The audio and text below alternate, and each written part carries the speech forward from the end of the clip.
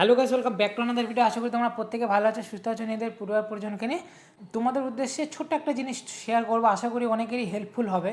তো আমার ভালো লাগলো, এই কারণে মনে হলো যে তোমাদের সাথে শেয়ার করি। তো আগে দেখো জিনিসটা বস, এটা হলো আমাদের টুমদিঘি শান্তিপাড়া যে 16 পর্বব্যাপী হরিনাম যোগানুষ্ঠান ও 16 পর্বব্যাপী পদাবলী কীর্তনের যে আয়োজন করা হয়েছে তার একটা লিস্ট রয়েছে, এখানে সময়সূচি সবকিছু দেওয়া রয়েছে, কখন কি হবে। তো আমাকে না এই জিনিসটা না সবচাইতে ভালো লেগেছে, সেটাই তোমাদের সঙ্গে শেয়ার করবো। তার আগে তোমাদেরকে একটাই কথা বলি, অনুষ্ঠানের সময়সূচি তোমরা জেনে নাও, অনেকেরই সুবিধা হবে। যারা আসতে ইচ্ছুক, যারা হরিনাম যোগানুষ্ঠান ও পদাবলী কীর্তন শুনতে ইচ্ছুক, তারা অবশ্যই আসতে পারো। দেখতেই পাচ্ছ আজকে হলো সোমবার ছিল, আজকে 26 তারিখ। আজকে গোপাল নিয়ে বেরিয়েছিল এবং গতকাল মঙ্গলবার এবং বুধবারে হয়ে যাবে সন্ধ্যায় অধিবাস রয়েছে।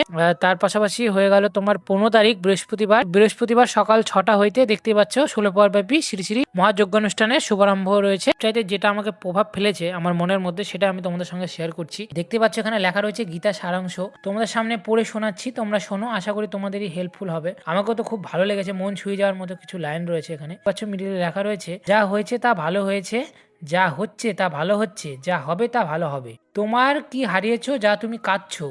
তুমি কি নিয়ে এসেছিলে যা তুমি হারিয়েছো?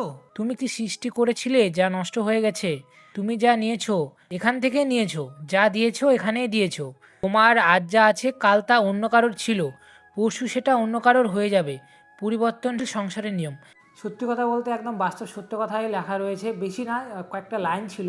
সত্যি একদম মানে হৃদয় একদম ছুঁয়ে যাওয়ার মতো কয়েকটা লাইন, একদম বাস্তব সত্য কথা। সংসারের এটাই নিয়ম, আজ যেটা তোমার কাল সেটা অন্য কারোর। অনেক সময় মানুষের কি হয়, যখন খুব খারাপ সিচুয়েশান আসে, মনে হয় যে না আমার জীবনটা এখানে শেষ হয়ে যাচ্ছে, আমার দ্বারা কিছু হবে না বা কিছু হচ্ছে না।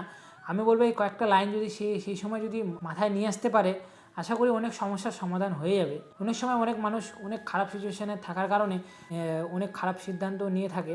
আমি বলবো প্রত্যেকটা মানুষেরই উচিত গীতা একবার পাঠ করার। আমিও গীতা এখন আমাকেও নিতে লাগবে একটা, আমাকে সত্যি বলতে খুবই ভালো লাগলো, আমাকেও গীতা নিতে লাগবে, গীতা আমাকেও পড়তে হবে। তো এর মধ্যে অনেক জ্ঞান রয়েছে যেটা আমার প্রত্যেকেরই উচিত যে জ্ঞান অর্জন করার। তো আমিও সেটা করব। তো বাই, তোমাদের সঙ্গে দেখা হচ্ছে নেক্সট ভিডিওতে। বাই, সকালে ভালো থেকো।